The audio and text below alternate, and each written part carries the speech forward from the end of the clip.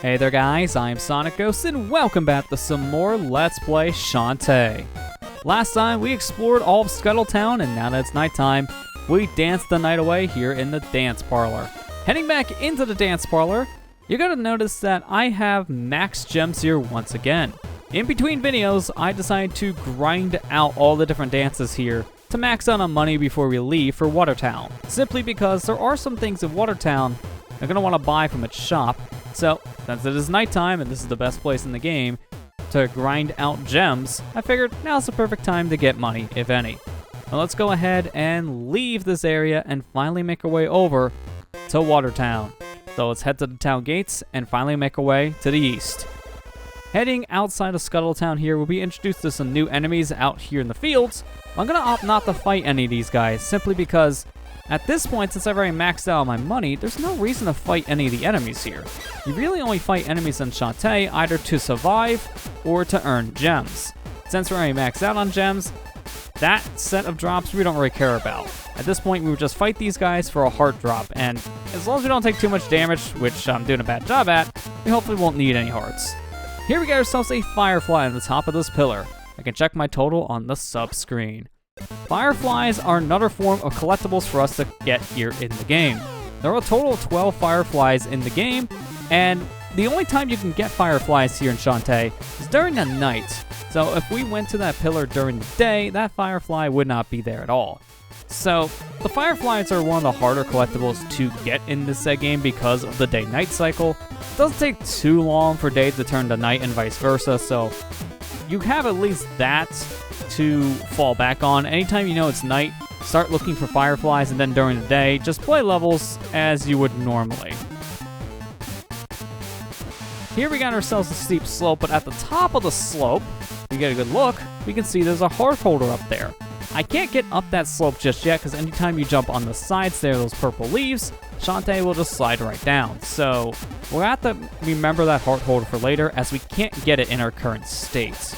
So for now, we're just going to go ahead and continue forward. We want to be very careful here, because I only have one heart left. But here, we get ourselves another save point. We can save the game here, but since we literally just left town, I don't know why it would save right now, so I'm just going to go ahead and continue forward. I'll go ahead past this little weird-looking statue. Maybe remember that for later. Got a firefly down below, but we can't get to him just yet, simply just because it's out of reach. So we'll have to remember that firefly for later. As for now, we can't really do anything with it. I'm gonna go ahead and climb up the side of this mountain here, simply because if we went any further to the right, we would run into a wall. So yeah, we're gonna have to go around it. So climb on up. Gotta be very careful in this section too, because when we're on move, and we can easily just jump into death, as when we jump into the water, that will take away life instantly. So I'm trying to be very careful here with my platforming. As I fall down the mountain, it's fine, just immediately fix that. Gotta be very careful when you platform in general here in Shantae, because the biggest issue I have with this game, when you go back to it, if you've played any of the other Shantae games, it's just how zoomed in the game is on Shantae herself. The game's camera could be a little more pulled out for my liking. When how zoomed in it is here in the game, there's a lot of leaps of faith. And anytime you fall in a pit, and you lose a life instantly because of that, it really does feel punishing. Later games fixed this by pulling out the camera a lot more, but since this was a Game Boy game, they really wanted to zoom in to really emphasize the sprite work here in the game. But there we go, we made it to Watertown! Finally, our new destination of the game. Here's the safe room. Still gonna ignore that for a bit. I wanna go to the bathhouse first, because I am very injured. Hello, miss. Can I talk? Hi, Shantae. This is the place to revive those aching muscles and soak your worries away. Funny, the lady back in Scuttletown said the same thing. Well, this pool doesn't seem as deep, like I'm just barely in it. It really depends on where you're standing in the bathhouse pool for you to actually sink into it. So we're looking for a man named Bolo here, so we gotta find his house. For now, we found this area here, the Firefly Shrine. This is where you take all your fireflies you have collected. What is this place? It's too hard to see. We take 12 fireflies to brighten things up. Since we only have 1 out of the 12, we're not brightening this place up anytime soon. But once we get all 12, now we know where to take them. For now, go ahead and continue exploring the town a bit. Here we got the item shop, and we definitely want to stop here, as there's some stuff we can buy in the area. And what can you do for me? Well, show me your wares. Here we got the small, medium, and large files, just like back in Scuttletown, but now we have a new item here. Float. 5 float muffins. Eat 1 for protection against pits. So as you can imagine, the float muffins here are really helpful for a lot of the platforming. As I said, on the way over the water town, you fall down a pit, you instantly lose a life, and with how zoomed in the camera is, there's a lot of leaps of faith here in Shantae. So, the float muffins are a great way to fix this issue. This here is an exit candy, useful for exiting labyrinths. I haven't really seen a labyrinth yet, but think of this as an escape rope from Pokemon, as it does something very similar. It'll take you back to the entrance of any labyrinth in the game.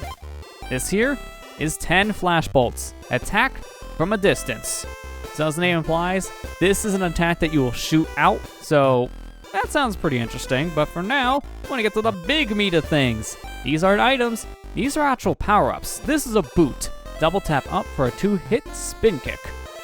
That sounds interesting, but our next item here is the Sash. Attack during a spin kick that drill through your foes.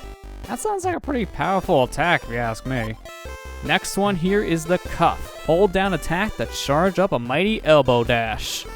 And our last thing is the Tiara. Attack during an elbow dash for a powerful twirl attack.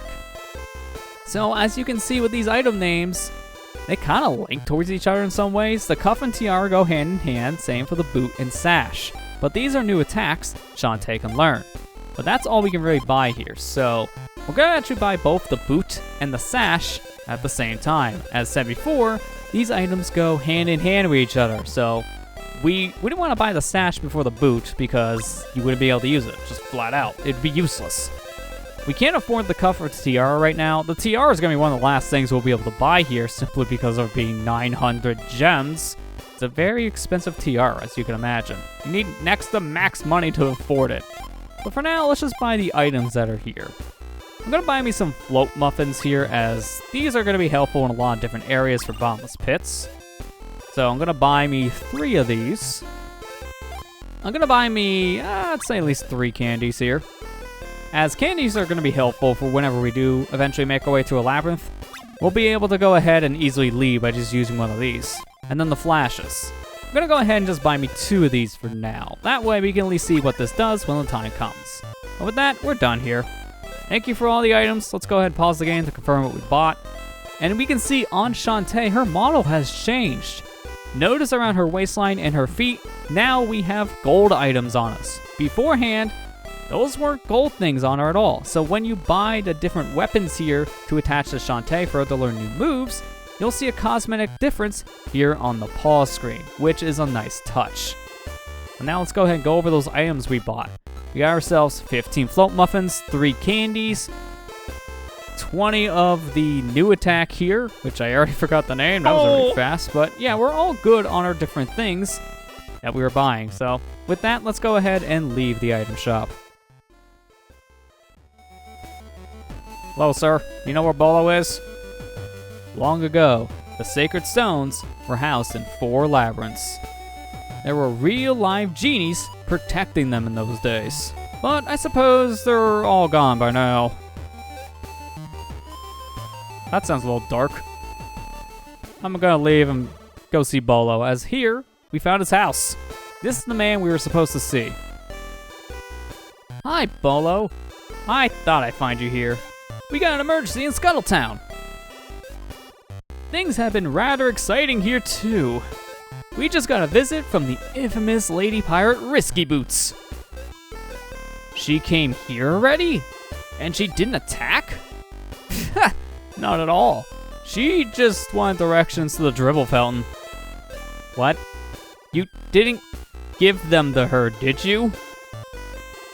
She sure was pretty. And that outfit. You imbecile! Now, I gotta get there first. Where is this place? You probably passed it on the way here. The aqueduct below it is locked up tight, though. I suppose I can show you how it opens. You bet you will. You're in a doghouse as it is. I'll meet you at the dribble fountain. And you better be there. Oh, Bolo. You're stupid. You're very starstruck, I'll definitely say that much. You fell for Risky's trap. I don't know what the trap is besides showing her face here, but whatever it was, you fell for it. Have you seen the dribble fountain? They say it's a barrier that keeps monsters hidden away. Interesting. Tinkerbats can build anything! I wonder why a pirate would need so many of them.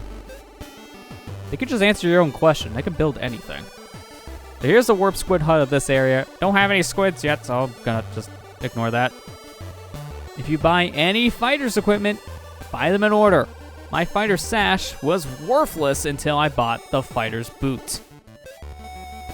Yeah, we kind of learned that one already, so let's go in the save room and actually demonstrate what these different items are.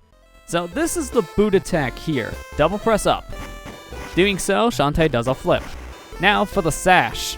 While doing the flip, just press the attack button. Shantae would do a drill kick.